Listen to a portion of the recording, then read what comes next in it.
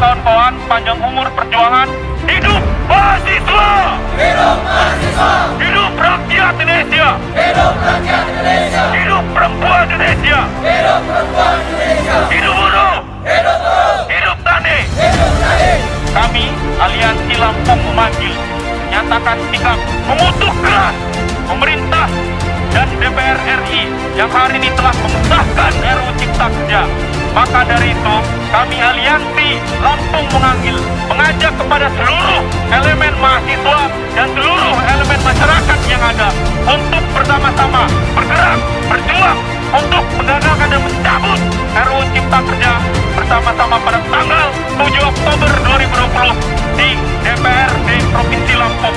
Maka dari itu, kita perjuangkan bersama-sama hingga menang, kawan-kawan. Semangat! Semangat!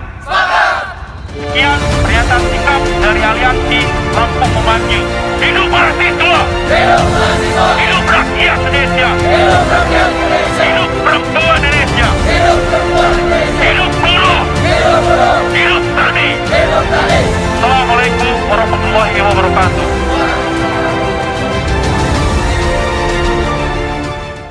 Tidak, kami dulu. Tidak, Kami dulu. Kami persilakan Kami kepada dulu. pemerintah. Tolong Pak Ketua, Pak Beni, baca pasal ini. Baca ini. saya baca, Pak Pak Beni ini. tak bisa dikeluarkan dari ruang Pak paripurna. Ketua. Kalau Anda tidak mengikuti aturan Ketua mekanisme. juga. Dengar dong. Saya Tidak, instruksi. saya ngatur di dalam rapat. Tolong saya diinstruksi. Pembahasan rancangan undang-undang ini hanya ketok saja, tidak ada diskusinya, ya, tidak ada diskusinya. Lalu alasan yang ketiga tentunya, ya, rancangan undang-undang ini kalau teman-teman baca itu lebih banyak mengakomodir kepentingan pebisnis, sedangkan kelompok-kelompok rentan masyarakat seperti nelayan, petani, pekerja, UMKM sama sekali tidak diperhatikan.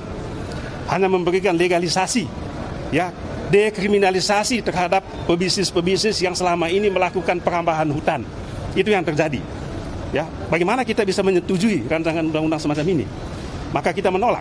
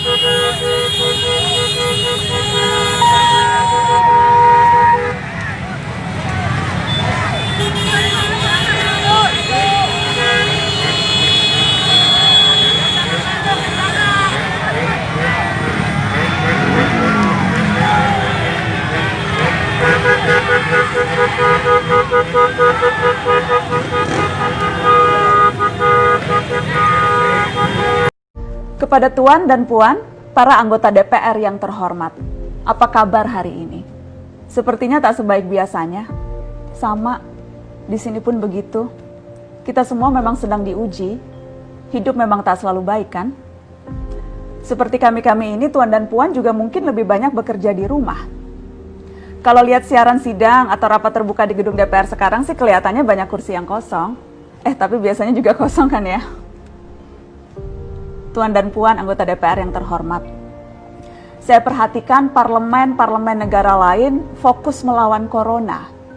Tapi rasa-rasanya isu-isu yang keluar dari Senayan belakangan kok kebanyakan tidak terkait corona ya. Kami malah membaca DPR bersemangat membahas isu-isu lain.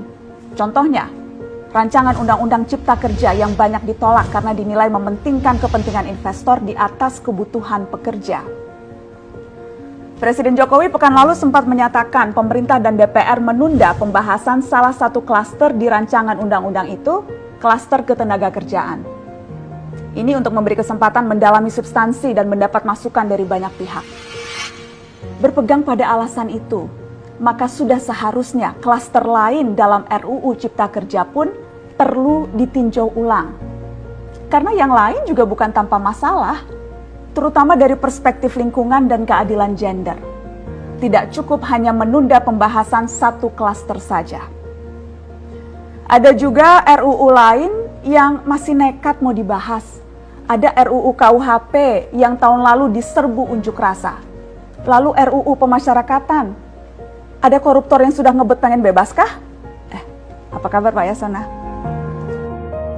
Terus terang saja, membahas undang-undang yang menyangkut hajat hidup orang banyak di masa seperti sekarang ini terlalu mengundang curiga. Gara-gara pandemi yang pada jatuh cinta saja berani menunda nikah loh. Ini kok DPR buru-buru banget kayak lagi kejar setoran? Tidak ada undang-undang yang tidak penting, semua penting. Justru karena undang-undang itu penting, aneh jika pembahasannya diseriusi di waktu seperti sekarang, saat dimana perhatian dan konsentrasi kita sedang terkuras bertahan hidup di tengah wabah. Produk hukumnya pun berpotensi cacat bila tidak memenuhi ketentuan, dan rasanya belum ada aturan pembahasan RUU secara virtual. Jika ngotot menuntaskan Omnibus Law atau RUU KUHP atau RUU pemasyarakatan, jangan salahkan jika ada yang menilai DPR tidak menjadikan perang melawan corona sebagai prioritas. Saya percaya setiap tindakan dan keputusan di masa krisis mencerminkan skala prioritas. Atau memang inikah prioritas wakil-wakil rakyat kami saat ini? Bikin ribut juga jelas tak seharusnya jadi prioritas. Satgas COVID-19 DPR kemarin dikabarkan mengimpor jamu ilegal dari Tiongkok secara besar-besaran untuk pasien positif virus corona. Satgas kemudian membantah itu, katanya ini diproduksi di Jakarta dan merupakan sumbangan Wakil Ketua DPR RI Sufmi Dasko yang akan dibagikan gratis ke berbagai rumah sakit. Kemudian dikabarkan juga jamunya mengandung bahan berbahaya dan belum terbukti klinis.